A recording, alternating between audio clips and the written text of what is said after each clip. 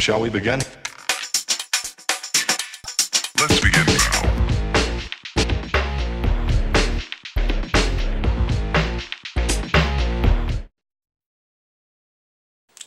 Hi everybody, and welcome back to day 6 of Mother's Day cards with the Cricut. Today's card we will be using the Paper Lace 2 cartridge and the Mother's Day cartridge. And our card for today looks like this. We will be making another easel card.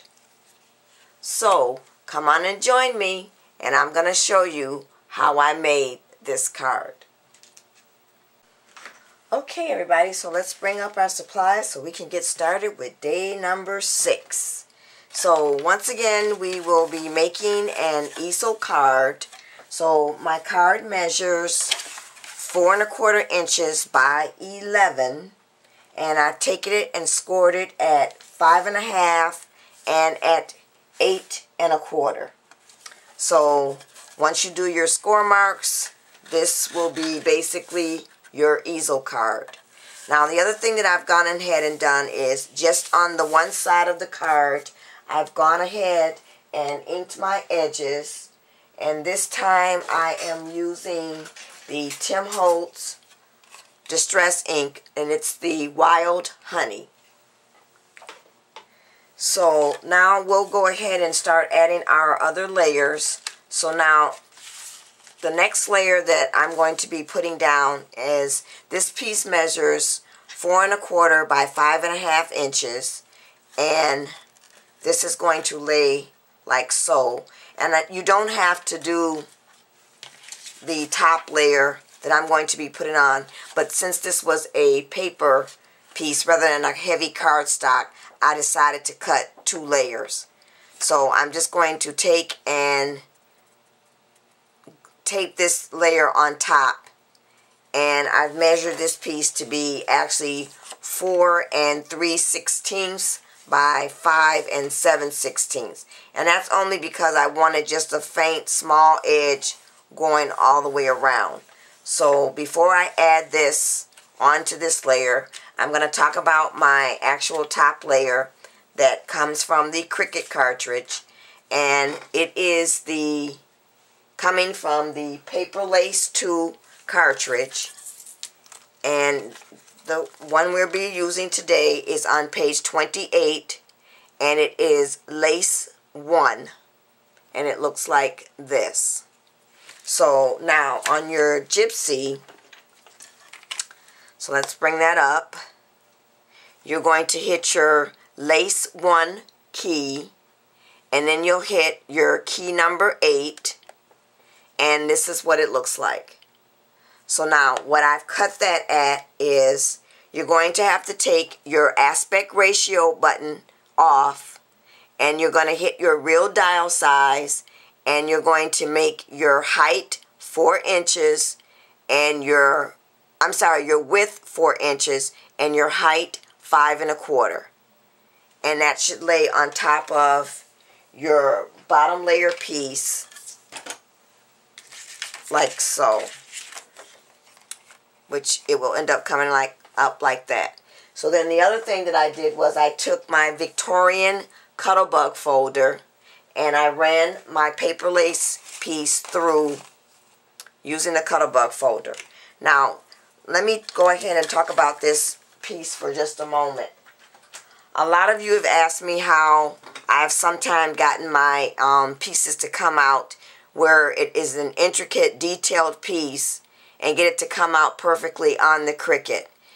And as you know, I have purchased another die cutting machine, and I call it Erica, but it is a Cameo silhouette die cutting machine, and I found that it cuts the delicate images perfectly, and they cut like butter, and I never have to worry about, is it going to cut, or am I going to have problems with it coming off the mat and so forth.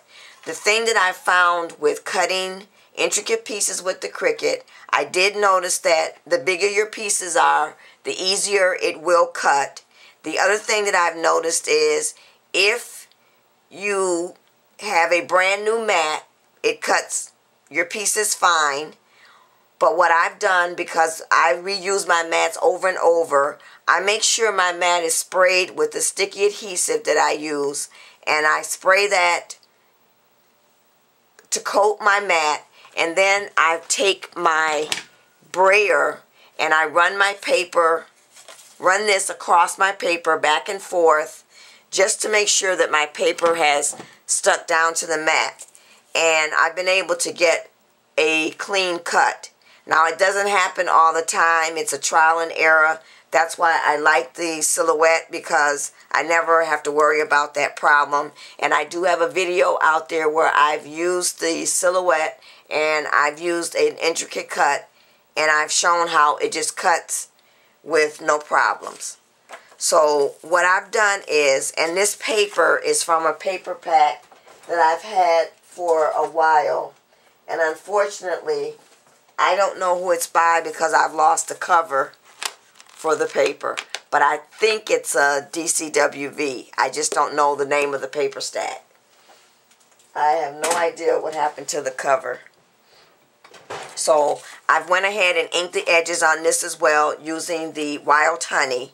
And then rather than gluing this down, what I've done is taken just some foam tape and pop, so I can just pop this up just a little bit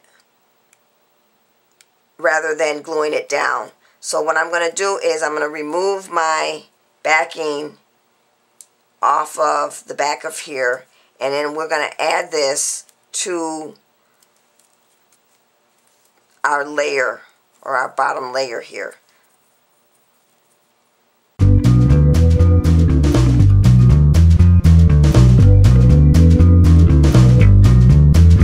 Okay, so now that I have all of these off, I'm just going to take this and line it up. And let's make sure we can get it even. And I have to make sure it doesn't keep sticking to my finger. And then I'm just going to lightly press down. And that's sort of like giving it a 3D effect. It's just popped up just a little bit off the page. I don't know if the camera will pick up how it's popping up off the page. So now, the next thing I want to do is I'm going to take this now and add it to my layer here. So I'm going to get some tape on the back of here. And I probably should have just added this before I put that top piece on, but we're going to work with it, and we should still be able to get it on there with no problems. Okay, so now we're going to add this layer on top of here, and as I said, it's just going to be a small faint piece showing through. So now I've got my layers added, and then we're ready to add it to our piece of the card so we can make it our easel card. So what you want to do is you're going to get tape all along here, because then we're going to add this piece to that. So I'm going to get out the ATG gun again, and I'm going to make sure I get some tape going all the way across, because we do want this to stick very well. And I'm going to make sure I get tape on my edges, like so. And then what I'm going to do is I'm going to line up the two pieces by lining up the edges. And then I'm just going to press down. And so there, now you have your easel card. So now we need to put something there to stop it, because when you want to mail it, you just lay it down, it lays flat. And actually, what I want to do is, I want to make sure I have that creased very well, so I'm going to press down on that some more. And we're going to need to put something here to stop so that the card can stand up. So I'm going to put this to the side and we'll talk about what we're going to put there. So what I've cut out is from, this is going to be from the Mother's Day 2010 Solutions cartridge. Now this cartridge has no handbook. You just get your overlay and this piece right here. So it is, I actually don't see that I picked out on a picture of it on here, but I do know that it is, okay, I see what they've done. It's right here because they're using this as well to make like a coupon book. So if you have this cartridge, you can make a little coupon book for a Mother's Day gift, or you can take and make a coupon gift for anniversary or even for Valentine's Day. So let's bring out the Gypsy and I'll show you what that looks like. So it is key number 38, and it looks like so. So what I've done is I've cut that at 2.5 inches, and that's with the aspect ratio on, and you don't have to worry about your real dial size. So we have that piece, and then on top of that I have decided to add the word grandma, and I've cut out the shadow piece, so I'll bring that up as well. So it is key number 4. So I've cut out, and 14. This is the shadow feature, and then there is the top layer. And I've cut both of those out at 2 inches. So here is my shadow, and then what I've done is I've used my sticker maker to add my top layer. And I'm gonna just peel this off very carefully, and we can add it to the wording. I'm not sure if I like that sticker maker or not.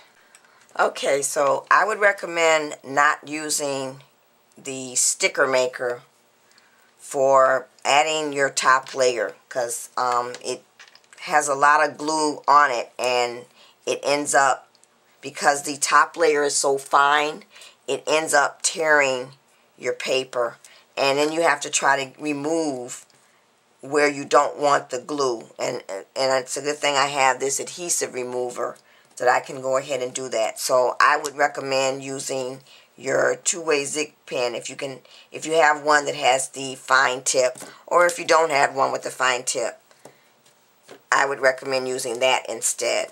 So I'm going to use my two-way zig pen to get some glue on the back of here so we can add it to our tag or our label. So I'm going to use my tweezers to lay it down, and I want to kind of make sure I get it centered just a little. And then I'm just going to press down. Okay, so now the next thing I want to do is which I've already actually done, is I've marked lightly with the pencil where I want this to lay, because I want the card to stop like so. So I'm going to take some foam tape and get on the back of here, just so we can pop it up. And I'm going to put one piece across here, and then we'll put some on the edge on each side. So we'll put one piece here and one piece here, and then we'll take our backing off and we'll add it to the card. But before we do that, because I want the card to be flat when I put my other embellishment on the front, which I forgot about. So what I've done is I've once again used my Spellbinders die, and I've put together using this piece and the two flowers, and it looks like this, and then I've added a bling piece in the middle. So I'm going to put that right here in the center. So I want to do that now before I add that piece in there to use as my stop piece. So we'll get the backing off of the foam tape because I have also popped that up. And I'm going to put that right there in the center, like so. Okay, so now we'll add our stop piece. And we'll get the rest of the tape backing off. And then we can place the stop piece right at our pencil marks, like so. So now the card sits like that. So now I'm going to go ahead and add my bling, and then I'll be back with the finished card. Okay, everybody, so I am back with my finished card. So what I've done is I've went and added some bling in each corner of the top part of my card, and then I took my bling leaves, and these are from the Dollar Bin at Michael's, and I added 2 on the front, and then in the inside of the card I put some bling in the flowers of the word grandma, and then I decided to add a stamp in the inside that says Happy Mother's Day, and then 1 leaf. So that's it, everybody. That is the finished card for day 6 of Mother's Day cards with the Cricut. Thanks for watching, everybody, and don't forget to come back for day 7. Bye.